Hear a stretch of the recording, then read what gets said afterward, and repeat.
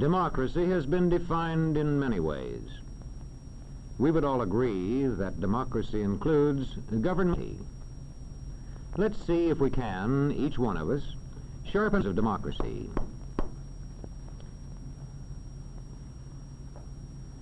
We know that democratic words and forms have been written into laws. But it is the way people practice democracy that really counts. Let's ask this man about defining democracy. He studies communities and the way people live in them. He goes about his job scientifically, observing, recording, analyzing, and reporting. Well, I'll tell you one thing. Students of society have been reporting their observations and analyses for a good many centuries. And as yet, there is not one single definition of democracy that they would all accept. There's one point, however, they would all agree on, and this is it.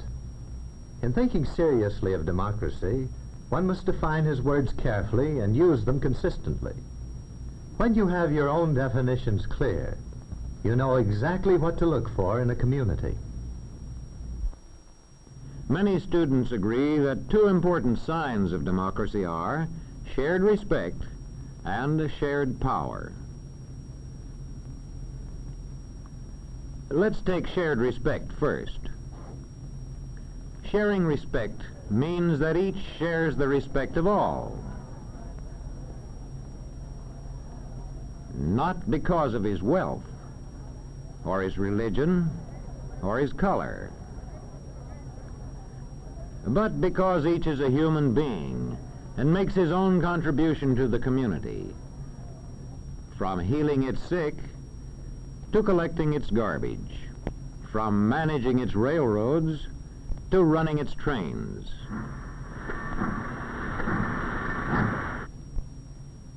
One sign of shared respect in a community is that everybody is given a fair chance to develop useful skills and the chance to put these skills to effective use. And there is shared respect if various groups in the community recognize each other's right to hold different faiths and opinions. And now let's see how we spot the second of the two signs of democracy, shared power. Most observers agree that there is true democracy in a community only if there is shared power.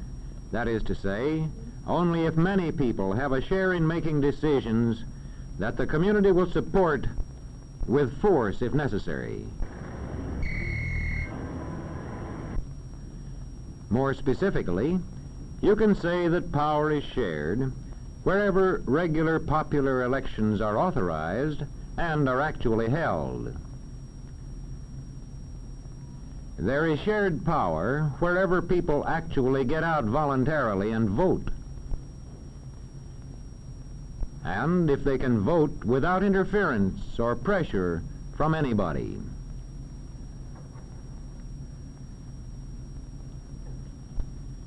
There is shared power if office holders are drawn from representative groups in society. If they include men from the farms, men from the law courts, men from the stores,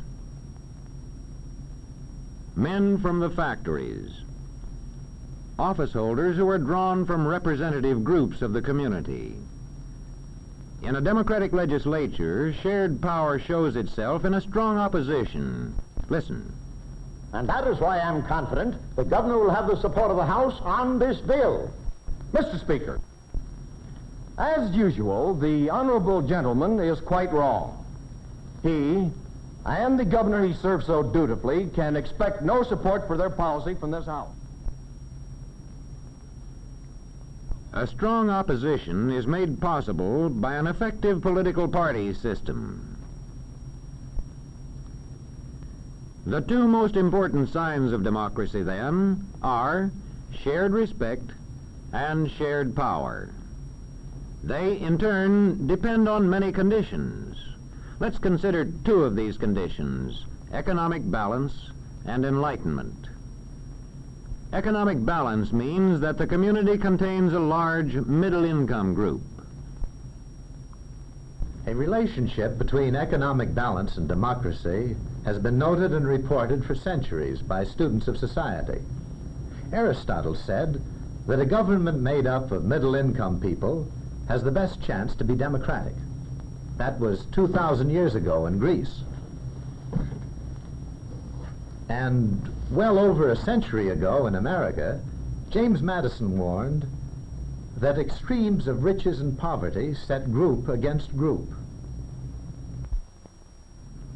In past centuries, economic balance was improved when large feudal estates were gradually reorganized into independent farms as one part of the development of democracy. This creation of better economic balance aided the further growth of democracy. The social observers of our time have also noted that the development of democracy usually goes hand in hand with the growth of large middle-income groups. In today's world of giant technology, one of democracy's serious problems is how to maintain flourishing middle-income groups. Another important condition for democracy is enlightenment. Making information available to citizens and giving them the skill with which to judge it. As public education increases, democracy grows. In checking a community for democracy, we must find out whether it provides schools adjusted to the needs of its young people. Just being able to get books and newspapers is no guarantee of democracy.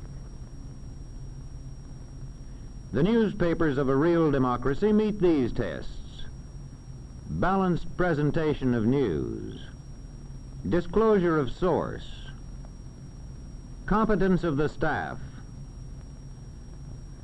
In applying these tests to newspapers, we find out, first of all, if they report both.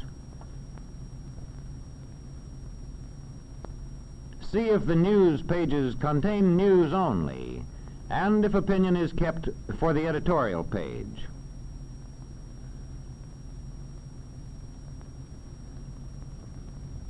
Next, we see if the paper says plainly who publishes and edits it. We know which side they're on. Newspapers in a real democracy meet a third test: competence of staff.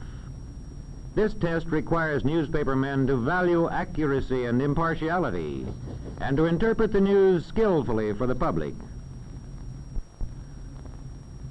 The competence test also requires newspapermen to use the services of experts. I want 500 words on freedom of the press for our anniversary edition. How about it? But, Professor, you know more about the history of freedom of the press than probably any other man in the country. Yes, that's right. I mean the responsibility of a free press and other forms of communication like the radio and the movies to enlighten the people into democracy.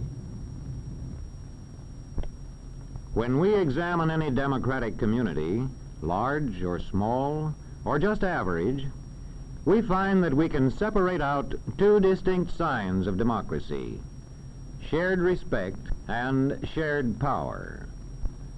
They, in turn, depend on at least two conditions in the community: economic balance and enlightenment. There is no standing still. The more economic balance and enlightenment, the more shared respect and shared power. Democracy is something that's never finished. It wanes with neglect, and it grows with care. If a community works to balance its economy, and if it works to enlighten its citizens, such a community can achieve shared respect, and it can achieve shared power. By working hard at it, the citizens of any community can achieve democracy.